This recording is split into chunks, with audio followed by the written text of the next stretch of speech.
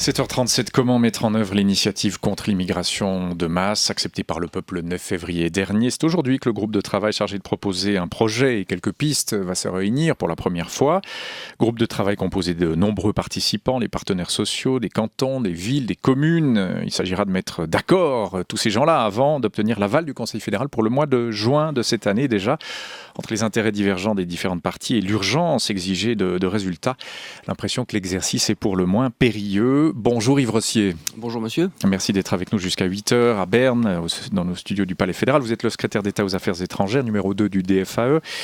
Bon, on a l'impression que ce groupe de travail va devoir naviguer, non pas à vue, mais entre deux murs rectilignes et qu'il va falloir conduire suffisamment droit pour ne rencontrer aucun mur. Quelles sont les chances d'aboutir assez rapidement, on disait, des délais au mois de juin, à une solution qui convienne à tout le monde? Comment vous voyez les choses, vous?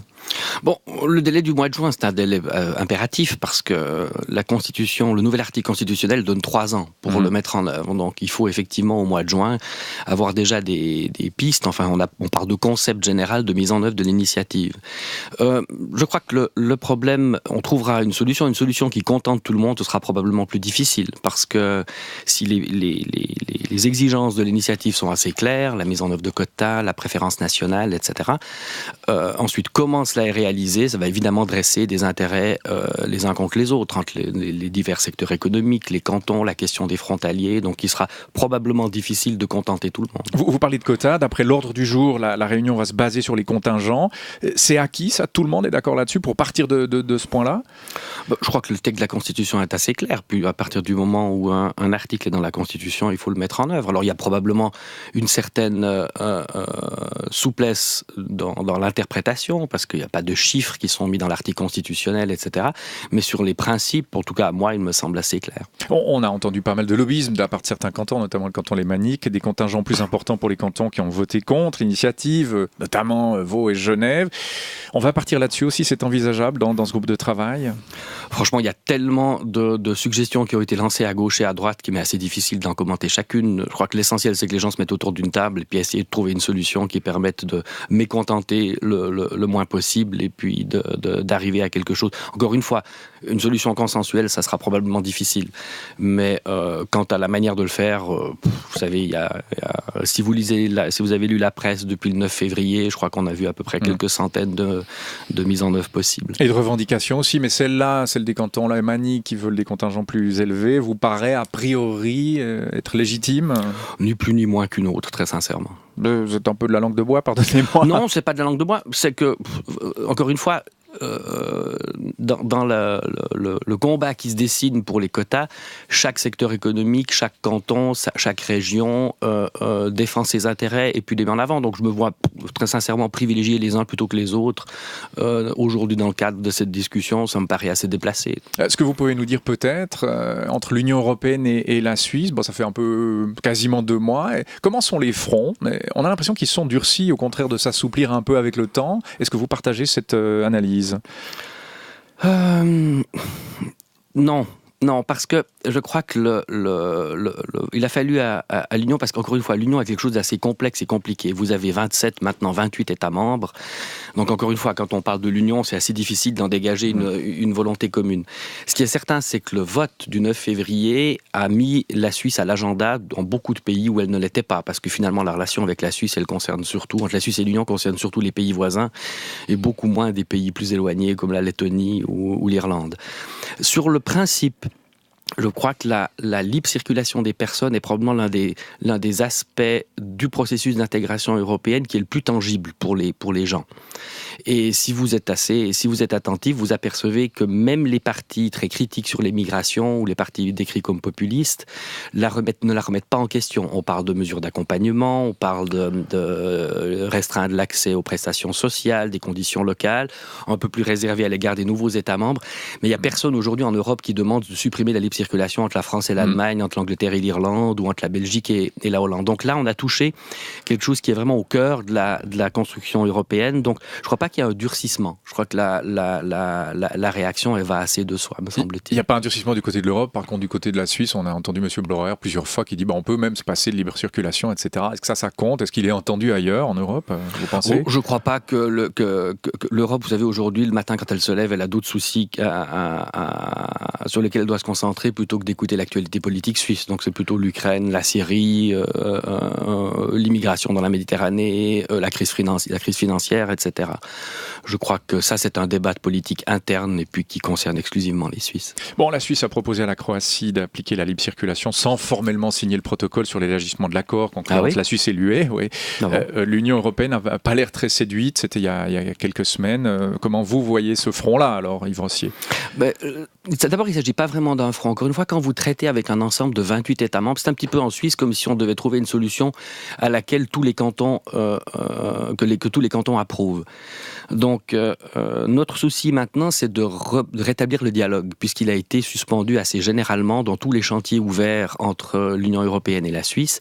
Et puis, quand on ne travaille plus sur un chantier, les outils rouillent, et puis c'est toujours mauvais pour les travaux. Il est rétabli, là, le dialogue? Non, pas encore, justement. Parce que tout est lié, entre autres, à l'adoption de ce fameux mandat institutionnel, mais ça ne concerne pas que ces négociations-là, ça concerne les autres négociations en cours, ouvertes, soit pour de nouveaux accords, soit pour le renouvellement des accords.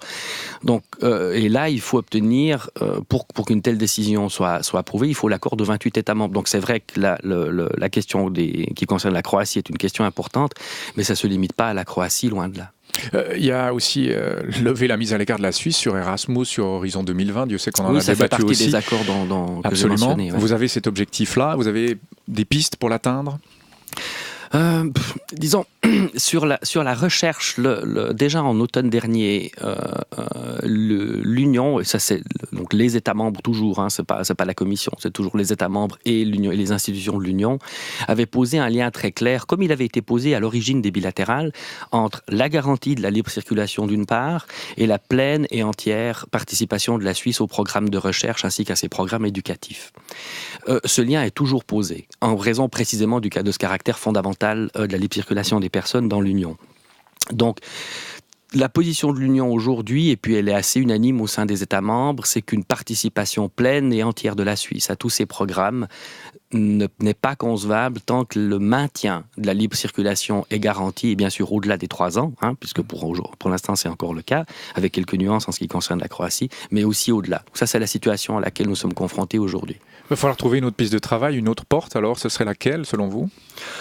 Vous savez, encore une fois, ce que nous espérons, c'est que entre une participation pleine et entière et puis un retour à la situation qui prévalait il y a 8 ans, malgré tout ce qui s'est passé depuis, malgré le poids important de la Suisse. Ce serait acceptable, ça, la situation ante quo, c'est-à-dire il y a 8 ans ? Écoutez, ce serait triste, ma foi, si c'est la solution qui s'installe, eh bien, il faudrait bien vivre avec. Donc, encore une fois, tout ce processus est extrêmement long, parce qu'il faut le vote du 9 février a encore une fois mis la Suisse à l'agenda. Et nous nous apercevons que chaque fois que nous parlons à ceux qui ne sont pas directement concernés par les relations avec la Suisse, et ça c'est une petite minorité, que la Suisse se résume en somme à ce vote dans nombre de pays européens. Et ça c'est le gros handicap que nous avons à mettre en avant, l'importance des relations de l'Union avec la Suisse, le fait qu'elle soit dans l'intérêt des deux parties évidemment, puis je crois que la recherche est un bon exemple. Mais d'un autre côté, encore une fois, le principe de la libre circulation des personnes apparaît aujourd'hui plus que jamais, particulièrement dans la perspective des élections européennes, avec la question de l'immigration qui est en arrière-plan, un élément fondamental et puis qui nous met dans une situation extrêmement difficile aujourd'hui et pour les 3 ans à venir. C'est dans un mois, les élections européennes. Ouais. Il y a ce groupe de travail qui se réunit pour la première fois aujourd'hui, mois de juin, deadline. Si ça ne marche pas, il y a le référendum qui se pointe à l'horizon. Vous voyez aussi les choses comme ça ? Alors, l'initiative est assez bien formulée parce les initiés ont pensé à tout. C'est-à-dire que le Parlement a 3 ans pour préparer une loi qui met en œuvre cet article constitutionnel. Maintenant, il se peut évidemment que cette loi soit rejetée en référendum, ce qui fait qu'il n'y aurait rien du tout. Vous vous souvenez de l'assurance maternité ? Absolument. Elle a été longtemps dans la Constitution, mais plusieurs fois, le projet de loi avait été rejeté en vote populaire. Ça peut arriver pour le 9 février. Alors, ça peut très bien arriver, oui. Mais les initiés ont pensé à cette possibilité, c'est-à-dire que si au bout de 3 ans, il n'y a aucune loi qui est en vigueur, vigueur, alors le Conseil fédéral doit légiférer lui-même par voie d'ordonnance. Donc un référendum contre une loi de mise en vigueur n'empêcherait nullement la réalisation de l'article constitutionnel, parce que c'est alors le Conseil fédéral qui devrait le faire. Donc il n'y a pas une situation analogue à l'assurance maternité, qui a été virtuellement dans la Constitution sans être réalisée pendant des années, ne se présentera pas dans le cas précis. C'est le vœu de certains politiciens, le vœu un peu secret, c'est faire capoter toutes les propositions qui émaneront de ce groupe de travail. Mais ça ne résoudra rien, parce que pour faire revoter le peuple.